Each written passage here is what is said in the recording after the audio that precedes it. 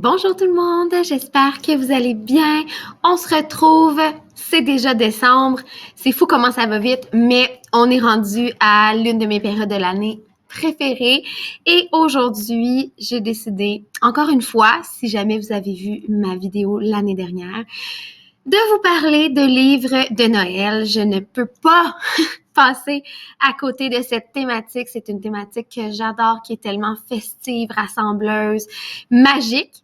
Alors, j'ai pour vous tout plein de livres que je ne vous ai pas présentés l'année dernière. Alors, on parle de nouveautés, mais aussi de livres que je n'avais pas nécessairement mis sur ma liste l'année passée, bien que j'en avais vraiment mis beaucoup.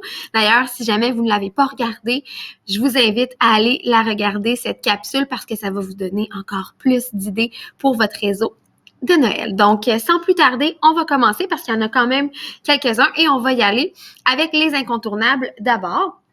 Et ce soir, en fait, je suis en train de tourner et on est en soirée. Je commence avec Dictionnaire du Père Noël.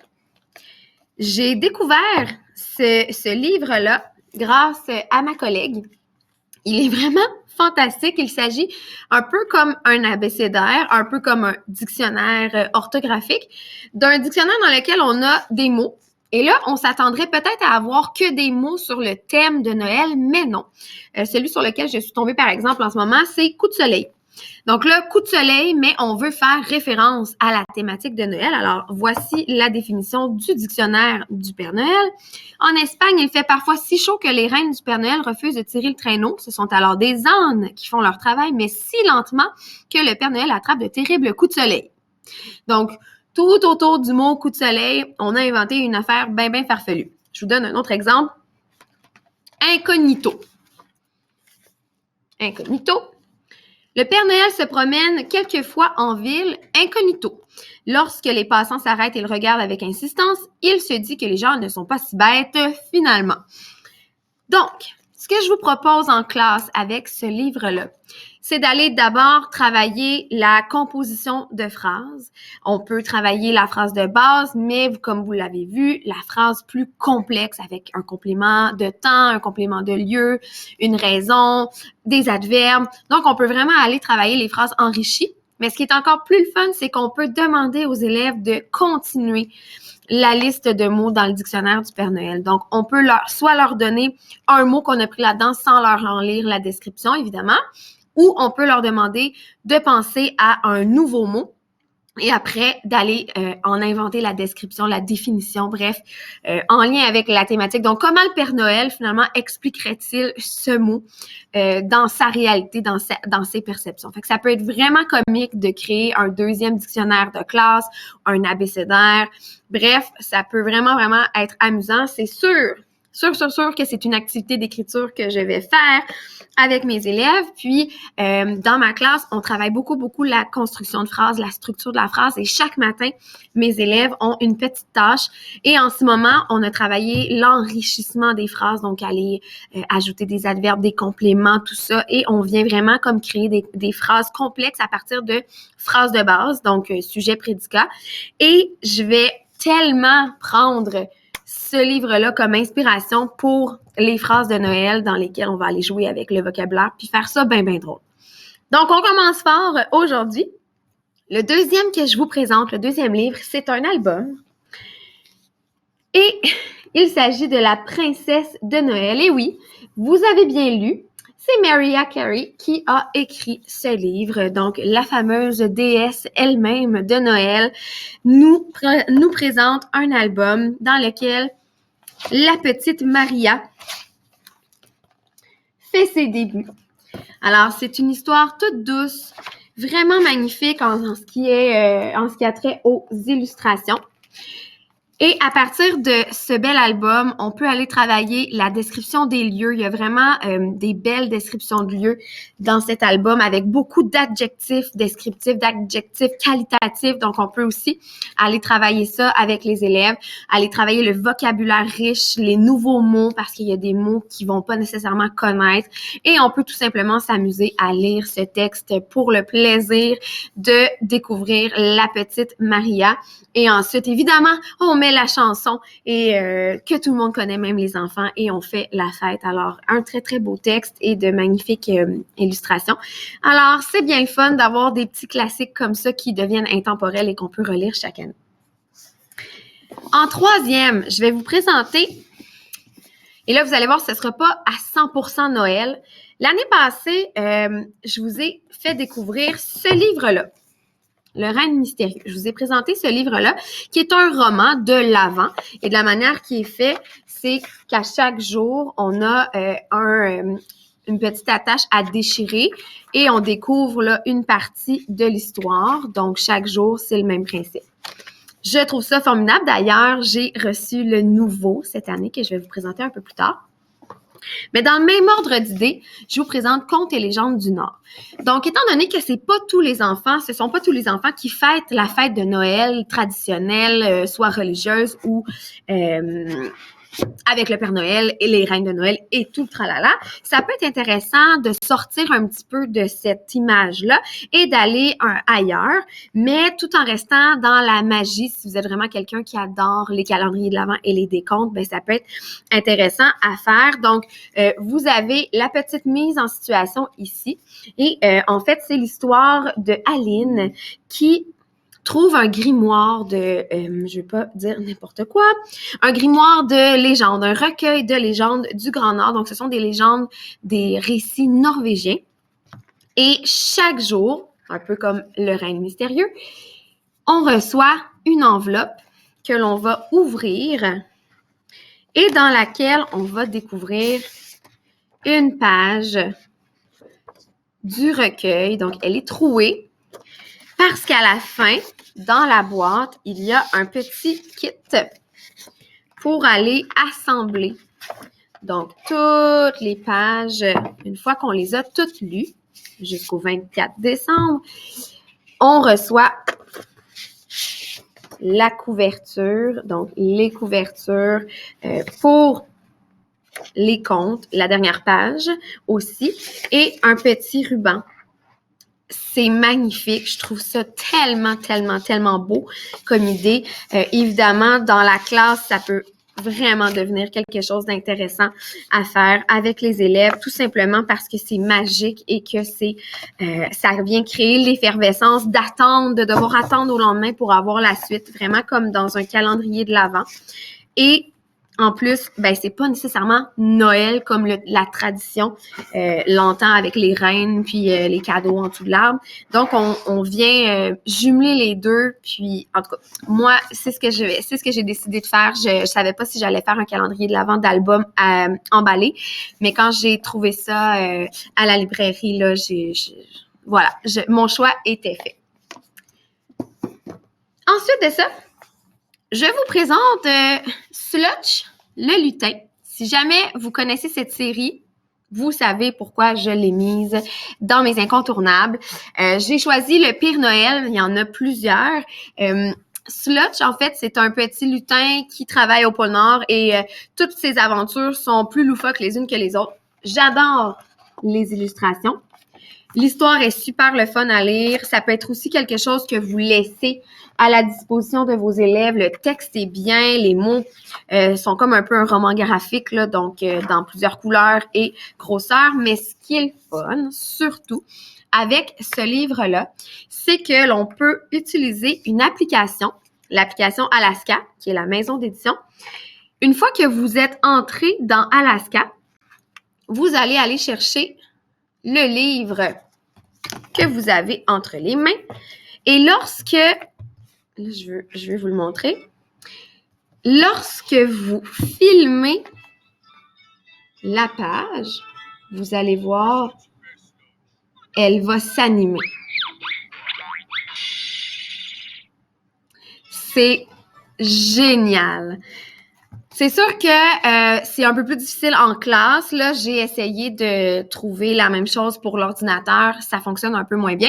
En fait, il y en a pas. C'est vraiment une application pour le téléphone. Donc, si vous voulez l'utiliser à la maison avec vos enfants, par exemple, si vous en avez, ça peut être vraiment, vraiment intéressant. Mais en classe, il y a quand même moyen d'aller l'exploiter. Moi, j'ai trouvé dans le texte beaucoup de choses qu'on pourrait aller travailler, par exemple les adjectifs, les descriptions, les tournures, la structure des phrases est vraiment le fun aussi. Et on peut travailler la structure du récit en 5 temps vraiment efficacement avec n'importe quel album de la série Slotch le lutin. C'est vraiment intéressant d'aller décortiquer la situation initiale, l'élément déclencheur, les multiples péripéties et le dénouement et la situation finale. Donc vraiment, le récit en 5 temps est bien présent dans ces histoires. Donc, vous pouvez aller travailler ça avec vos élèves si vous êtes, par exemple, au 3e cycle. On enchaîne avec un album ici qui s'appelle Un vrai Noël.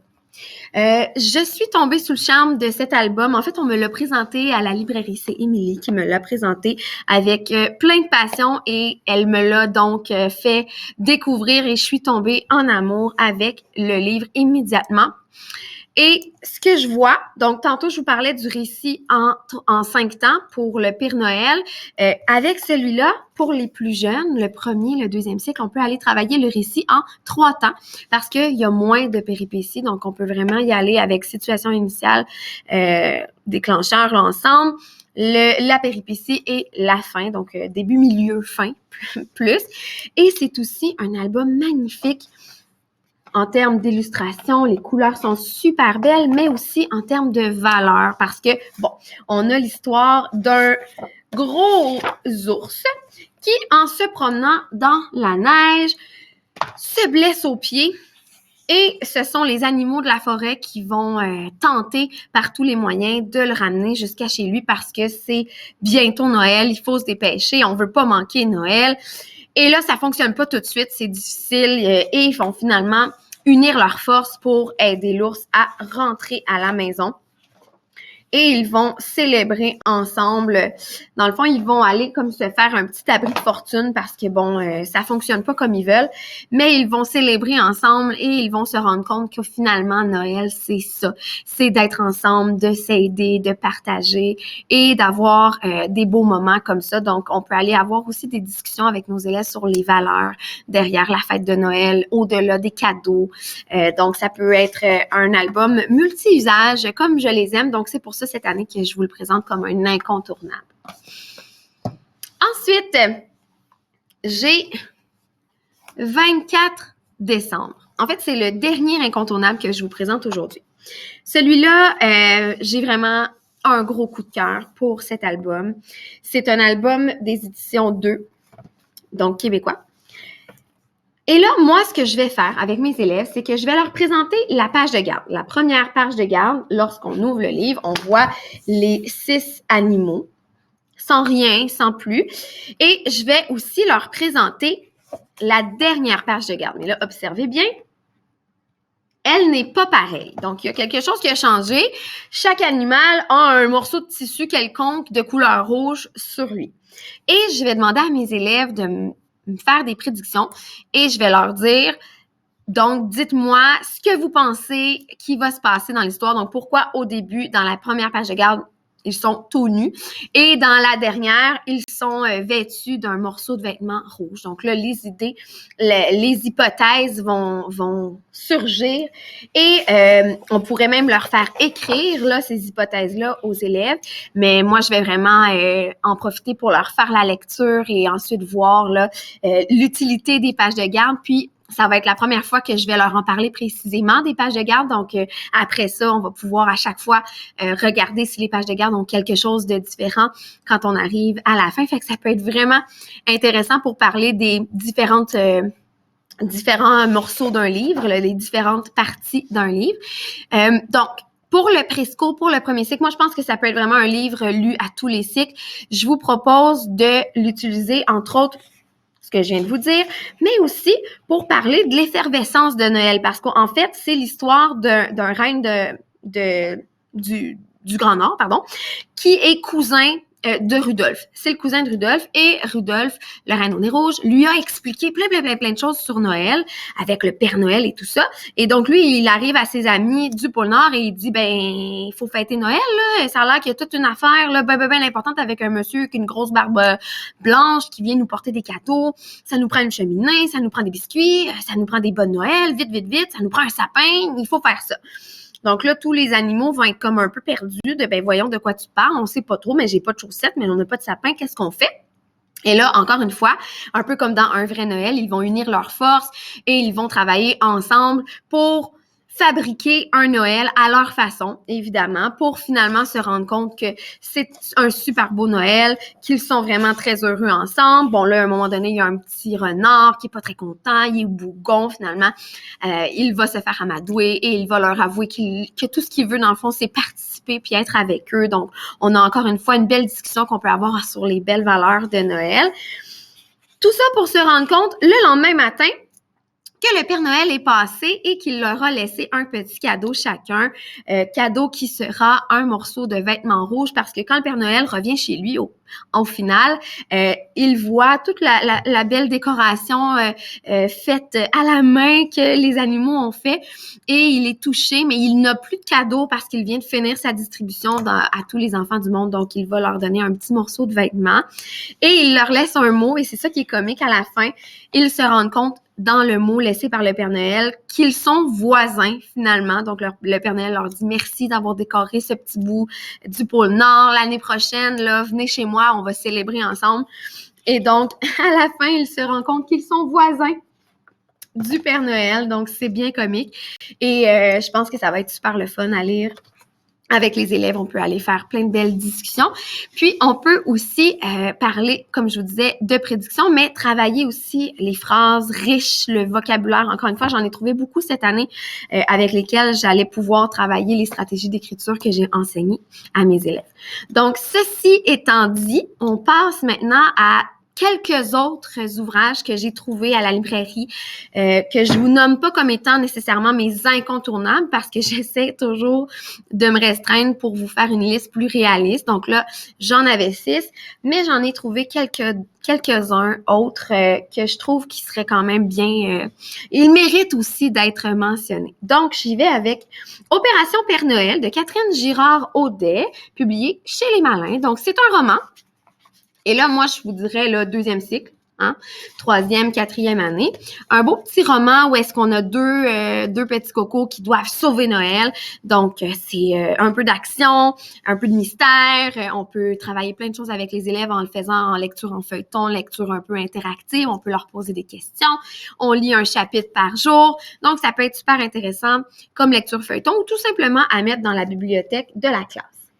Dans le même ordre d'idée, si vous connaissez la série La Clique du Camp, il y a le numéro 9, Tempête, Yéti et Chocolat chaud, qui se passe dans le temps de Noël. Donc, ici, on a une brochette assez extraordinaire d'auteurs, Alain M. Bergeron, François Gravel, Martine Latulippe et Joanne Mercier, qui prêtent leurs plumes aux voix de 4 personnages. Donc, super belle série. Là, moi, comme série à avoir dans ma classe, c'est un must, La Clique du Camp. Mais celui-là, particulièrement pour le temps des fêtes, pour l'hiver, il est super le fun. Un grand album ici chez Ozu, c'est Moi le Père Noël. Alors, un bel album qu'on peut utiliser pour faire des prédictions, pour avoir des discussions sur, entre autres, le fait que les erreurs, ça fait partie de l'apprentissage et que ce n'est pas grave. Pourquoi? Parce qu'en fait, bon, le Père Noël se fait mal au dos dans ce livre. Et là, il doit trouver un remplaçant vite. C'est la veille de Noël. Et du coup, il va aller demander à plusieurs animaux. Le pingouin, bon, évidemment, le costume est trop grand. Je me souviens plus lequel. Le phoque, évidemment, ça fonctionne pas. Bon, il va donc aller voir l'ours polaire et l'ours polaire est très heureux d'aider le Père Noël. Donc, il va accepter d'aller faire la livraison des cadeaux. Le seul hic, c'est qu'il ne sait pas lire. Donc, qu'est-ce qui va arriver lorsqu'il va aller dans les maisons pour distribuer les cadeaux sous le sapin. Il va y aller au pif. Il va essayer du mieux qu'il peut de donner le bon cadeau à la bonne personne. Mais vous pouvez voir où je m'en vais. Et ça fonctionnera pas. Alors, le lendemain matin, lorsque les animaux se réveillent, ils se rendent compte qu'ils n'ont pas du tout reçu le cadeau qu'ils avaient demandé sur leur liste de Noël. Et à ce moment-là, l'ours polaire est bien triste, il est bien déçu de lui. Donc, on peut commencer la discussion sur le fait de faire des erreurs, le fait de faire de son mieux, les bonnes intentions, tout ça, parce que l'ours polaire était rempli de bonnes intentions, mais bon, hein, il ne savait pas lire. Alors, il a fait du mieux qu'il pouvait, malgré il a fait quelques erreurs. Et là, il se rend compte que ces erreurs, non seulement c'est pas la fin du monde, mais qu'elles vont en plus déboucher sur plein de fins amusantes et positives. Donc, on a la grand-mère qui voulait une petite pelote de laine avec des aiguilles pour faire un tricot, qui finalement s'est retrouvée avec une planche à neige, mais que là, elle est très heureuse parce qu'elle se sent rajeunir de 20 ans, puis elle se remet à faire de la planche, chose qu'elle ne faisait plus avant.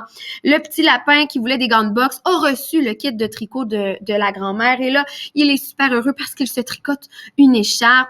Le furet qui avait demandé la planche à neige reçoit des gants de boxe, et là, il se met à faire de la pâte à pizza, et est bien énervé. Donc, tout le monde finit par y trouver son compte avec un cadeau qu'il n'avait pas demandé. Donc, c'est super positif. Puis, on peut vraiment avoir une discussion sur tu sais, les événements se sont pas produits comme on le pensait, mais regardez, on peut transformer le tout et rendre tout ça très positif. Et à la fin est tellement belle. Il reste un cadeau, le cadeau de l'ours polaire. Et il s'agit d'un livre. Mais vous vous souvenez, je vous ai dit que l'ours polaire ne savait pas lire. Alors, il court vite voir le Père Noël pour lui dire qu'il a fait une erreur et que malheureusement, le cadeau pourra pas être bon pour lui. Et le Père Noël, qu'est-ce qu'il fait? Il décide de lui apprendre à lire. Alors, c'est vraiment un beau livre, là, donc c'est pour ça que je voulais vous en faire la mention. On peut le lire comme feuilleton, on peut le laisser à disposition, on peut trouver plein de choses qu'on peut exploiter aussi dans la classe avec ça. Un autre album de Noël nouveau cette année chez Ozu, il s'agit de La licorne de Noël, une super belle et douce histoire d'amitié entre une petite fille et un petit cheval à ce moment-là. La petite fille pense qu'il s'agit d'un cheval qui a été trouvé par sa grand-mère et son grand-père, qui sont en fait Mère Noël et Père Noël, et c'est elle qui prend soin du cheval, et il lui dit qu'il s'ennuie de sa famille. Bref, l'histoire est quand même longue, donc ça fait une longue histoire du soir à raconter, par exemple, à vos enfants.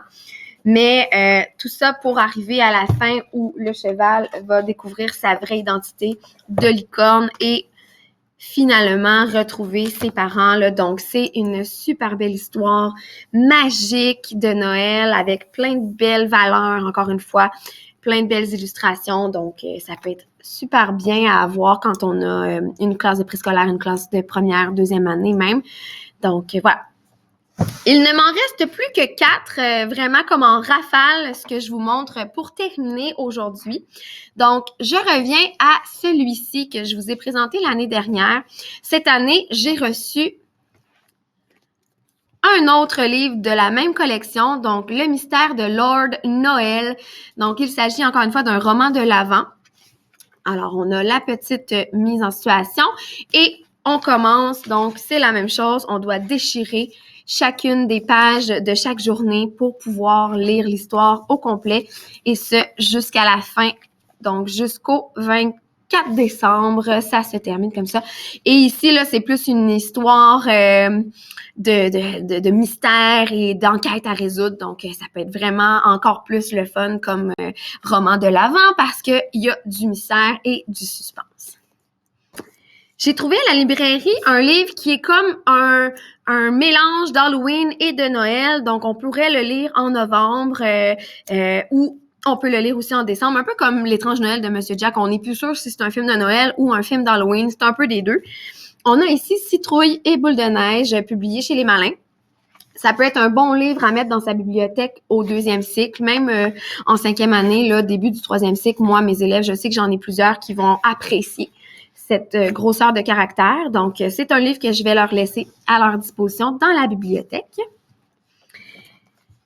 J'ai envie de vous présenter Harry Potter Noël à Poudlard parce que, bon, moi, je suis une grande, grande fan de Harry Potter et je l'exploite comme thème dans ma classe. Donc, j'ai hâte de pouvoir présenter ce livre. Moi, je les appelle des livres de collection là, parce que c'est des livres avec des choses à soulever, des petits trésors à découvrir. Donc, c'est le genre de livre que moi, je laisse à disposition de mes élèves, mais tu sais, de manière très comme, c'est sérieux, faut faire attention, faut se laver les mains. Donc, bref, un petit bijou, là, ils en ont fait plusieurs là, de ce genre-là, mais moi, j'ai pris celui de Noël. Et je termine avec Le Festin de Noël, qui est un album que j'ai découvert sur le blog J'enseigne avec la littérature jeunesse. Et qui est un album très, très comique. Bon, je vous fais ça rapidement, mais en fait, ce qu'on peut faire avec ce livre-là, c'est d'aller faire parler les élèves de leurs exigences pour avoir le plus beau Noël possible. Donc, c'est quoi les must pour eux? Donc, moi, en fait, sur le blog d'enseigner la littérature jeunesse, et c'est ce que je vais faire, il propose de faire un 5 à 7 à nos élèves à partir de cet album-là et de leur demander quelles seraient là, les règles les plus importantes, les must à avoir pour avoir un Noël parfait dans votre famille, que ce soit en termes d'alimentation, de décoration, de festivités, d'activités, de gens présents.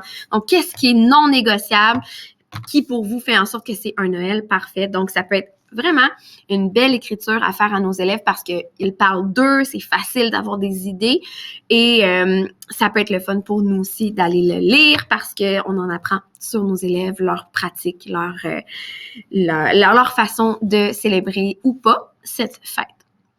Donc voilà, je reprends mon souffle, mais c'est ce qui conclut ma capsule de Noël cette année.